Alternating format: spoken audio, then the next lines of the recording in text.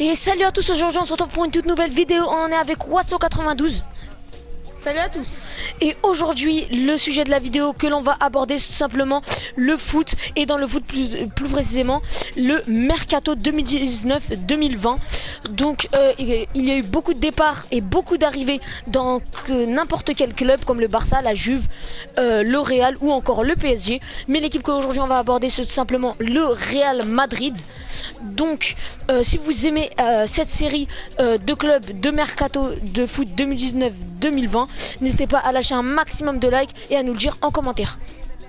Donc aujourd'hui le premier sujet qu'on va aborder, c'est tout simplement les départs, ou plus précisément plutôt les rumeurs de départ, car il n'y a eu encore aucun départ au Real Madrid pour cette saison, mais il y a énormément de rumeurs. Donc le premier joueur qu'on va aborder, c'est tout simplement Dani Ceballos. Donc il a été acheté par le Real en 2017. C'est un très grand espoir du foot. Et il est approché par Arsenal pour un prêt de 1 an sans option d'achat, car Unai Emery a déclaré qu'il adorait énormément Dani Ceballos. Donc qu'en penses-tu toi de ce transfert, ou plutôt de ce prêt, Wassim? Moi je trouve que c'est une très bonne idée parce que Dani Ceballos a été le meilleur joueur de la compétition à l'Euro 2017. Donc c'est un très grand espoir espagnol. Ce joueur-là convient très bien au style de jeu d'Unai Emery, parce que moi, en tant que supporter du PSG, j'ai bien vu le style de jeu d'Unai Emery, comment il jouait.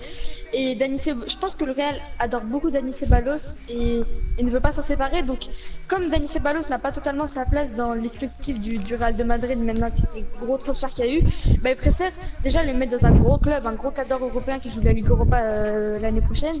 Et comme ça, afin qu'il soit amélioré. Et en plus, il aurait une place de titulaire, je pense, indiscutable. Donc c'est parfait pour lui.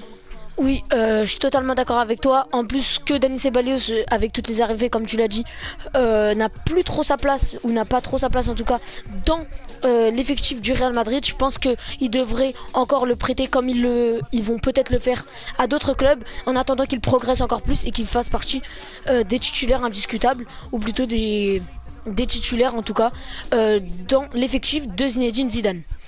Donc n'hésitez pas vous à nous dire pour ce joueur ce que vous en pensez dans les commentaires. Donc le deuxième joueur que l'on va aborder, c'est tout simplement Isco. Donc Isco lui est abordé par plusieurs clubs, que ce soit Dortmund, City, la Juve ou Manchester United.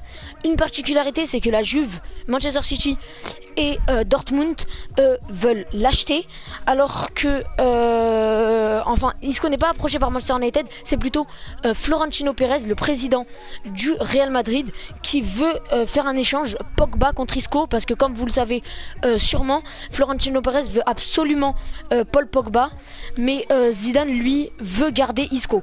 Donc toi Wassim, tu penses que Isco serait mieux dans quel club? Est-ce qu'un échange contre Pogba serait bien, etc. Explique-nous un petit peu ton avis. Moi je trouve que Isco convient très bien au jeu du Real de Madrid, malgré que cette année soit un énorme flop, on va pas se le mentir. Reste à voir, parce que les années précédentes il a fait une très bonne année en compagnie de Cristiano Ronaldo. C'est Cristiano Ronaldo qui permettait à ses joueurs d'être très forts. Peut-être qu'avec l'arrivée d'Hazard, d'un comme Hazard, peut-être que ça va remonter le jeu de certains joueurs du Real de Madrid. Mais après, pour faire un échange avec Pogba, franchement, honnêtement, Pogba à United, moi je le trouve pas énormément super bon. Il est irrégulier, je trouve. Donc Isco, je pense que le Real de Madrid devait le garder. Et Pogba, ça serait magnifique qu'il vienne au Real de Madrid, mais je pense pas que ça vaut le coup d'échanger Isco contre Pogba. Après, ça reste mon avis. Bref, donc le prochain joueur que l'on va aborder, c'est tout simplement James Rodriguez, qui lui revient pour la saison 2019-2020 au Real, ou peut-être va partir parce qu'il revient d'un prêt du Bayern pendant 1 an. Mais bon, donc il y a 2 clubs dans lesquels il y a des rumeurs où il pourrait y aller.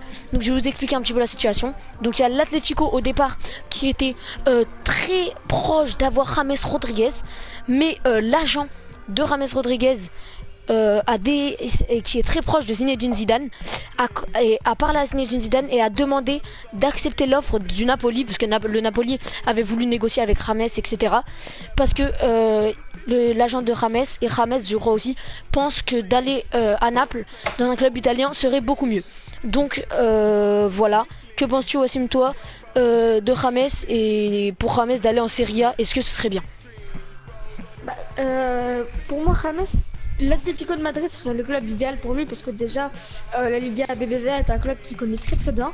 Non, est une ligue qui connaît très bien. Il connaît très bien comment ça joue. Je trouve que son style de jeu est adapté là-bas, très technique, un peu vif, etc. Moi, je trouve que c'est Très bonne frappe de balle aussi. Oui, voilà. Mais je pense que l'Atlético de Madrid n'ont plus les moyens financiers parce que c'est déjà que l'Atlético de Madrid est un club pas contrôlé par les Qatars, etc. C'est un club contrôlé par des Espagnols. Surtout avec le transfert de Joao Félix qui a fait 180 millions d'euros quand même. C'est énorme. Et Qui lui est une pépite de l'Atlético Madrid. Donc vraiment... Voilà. Et comme on connaît l'Atlético de Madrid, ils sont vraiment des gros radins. Franchement, je les ai jamais vu mettre autant une grosse somme comme ça. Donc je les vois pas mettre minimum 50 millions pour un James Rodriguez. Donc le prochain joueur qui est sur la sellette aussi pour le Real Madrid, c'est tout simplement Gareth Bale. Je pense que vous en avez entendu parler. Zidane a vraiment fracassé Gareth Bale, a dit dans une interview très récemment qu'il ne voulait plus de lui, que c'était mieux pour l'effectif, plusieurs choses comme ça. L'agent de Gareth Bale, lui, a donc répondu à Zidane de manière très agressive. Donc je pense que Bale, je sais pas, je pense c'est qu'il va partir. C'est fini. Après, comment on appelle ça, après, ou on ne sait pas, il y a peut-être un club, une rumeur, ou deux peut-être, qui serait probable, soit un retour dans son ancien club, les Spurs, c'est tout simplement Tottenham, ou Manchester United. En tout cas, on est plus visé sur de l'Angleterre, de la première ligue pour Gareth Bale. Donc son offre, elle, est peut-être, en tout cas son prix, lui, vaut peut-être 60 millions. 60 millions. C'est 35 millions de moins que ce que le Real a acheté. C'est pour ça que le Real est aussi très déçu par le prix de Gareth Bale, mais ils se sentent obligés de s'en séparer, que ce soit Zidane ou Florentino Pérez. Donc toi, que penses-tu du transfert de Bale? Bah après moi je trouve que pour Gareth Bale le club idéal ce serait déjà de retourner en première ligue. Pour moi ce serait parfait pour lui. Surtout que c'est vrai que la première ligue joue beaucoup sur la vitesse aussi. Bale a une très grande vitesse de pointe. La première ligue c'est un championnat où c'est très physique. Et on va pas se mentir, Gareth Bale c'est un peu une victime sur le terrain. Mais du coup voilà, on verra en tout cas pour la suite. Oui, pour moi, il devrait aller dans un club où il serait le chef d'équipe. Pour moi. Après, Gareth Bale ne peut pas être, par exemple, le second dans une équipe où il est caché dans l'ombre de quelqu'un. Pour moi, pour que Gareth Bale il se montre à tout le monde, il faut qu'il soit vraiment le meilleur de l'équipe pour moi. Après, bah, pour un retour en première ligue et être le meilleur de l'équipe, je vois que United parce que Romelu Lukaku aussi, Pogba sûrement, et Romelu Lukaku aussi qui hésite à partir à ce qu'il paraît. Du coup, voilà, on ne sait pas encore, on verra par la suite. Donc je vous indique encore que ce ne sont que des rumeurs de transfert. Donc le quatrième joueur que l'on va aborder, c'est tout simplement Lucas Vázquez. Donc Lucas Vázquez, lui, c'est tout simplement Arsenal qui l'a approché. Lui, ce n'est pas pour un prêt comme Dani Ceballos, mais plutôt pour un achat, tout simplement, un transfert de 40 millions d'euros qui sera peut-être acheté. Ouais, Lucas Vázquez qui sera peut-être acheté 40 millions d'euros. Donc la suite, c'est tout simplement Mariano. Donc Mariano qui sera peut-être acheté par Arsenal aussi, le troisième joueur du Real Madrid qui sera acheté peut-être 20 millions. Et on va pas se mentir que Mariano ça a été vraiment un gros flop. Hein. Oui, vraiment, il a fait Lyon-Real, c'était vraiment... Il a même pris le numéro 7 de Ronaldo, franchement je trouve que c'est un gros flop. Moi je dis pas ça ou autre chose, on s'en fout de lui, pour moi c'est... Il a trop voulu faire à la personne hautaine. Déjà avec lui, je trouve qu'il était hautain un peu. Genre, c'est vrai qu'il essayait de prendre. Il essaie beaucoup d'être le chef à la place de Depay et Fekir. Mais je pense qu'il avait vraiment pas sa place. Il a voulu prouver. Après, il est allé au Real de Madrid et on a bien vu que c'était pas un joueur de qualité, Mariano Diaz. Donc, pas ça ou autre chose, je pense. Ouais, totalement. Et le dernier joueur, c'est tout simplement Keylor Navas. Bon, Keylor Navas, il y a vraiment rien dessus. Je l'ai mis. Mais je l'ai aussi mis, vous allez voir, dans l'équipe de la fin, vous allez voir par la suite. parce que Keylor Navas, lui, n'est pas est sur la sellette, mais pas vraiment, parce que Zidane, lui, veut... non, Zidane, lui, peut-être peut envisager un éventuel départ de Keylor Navas, parce que Zidane, n'oublions pas qu'il vient de recruter Thibaut Courtois, et il a aussi Lucas Zidane, son fils, qui vient de partir en prêt, je crois. Keylor Navas, lui, en tout cas, qui veut absolument rester au Real Madrid, qu'il l'a dit dans une interview. Donc toi, tu penses que c'est mieux qu'il reste, qu'il parte avec l'arrivée de Thibaut Courtois?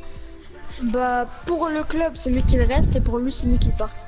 Ouais, parce que je pense qu'il va vraiment beaucoup jouer sur le banc, parce que Thibaut Courtois, lui, qui vraiment a sorti une énorme Coupe du Monde, vraiment est très très bon. Donc voilà, c'est la fin de la vidéo. Si cette série vous plaît, n'hésitez pas à liker, commenter, partager et vous abonner. N'oubliez pas que ce soir, l'épisode du Paris Saint-Germain des départs arrive. Et demain, Paris Saint-Germain et Real Madrid, les arrivées comme d'habitude. Allez, ciao!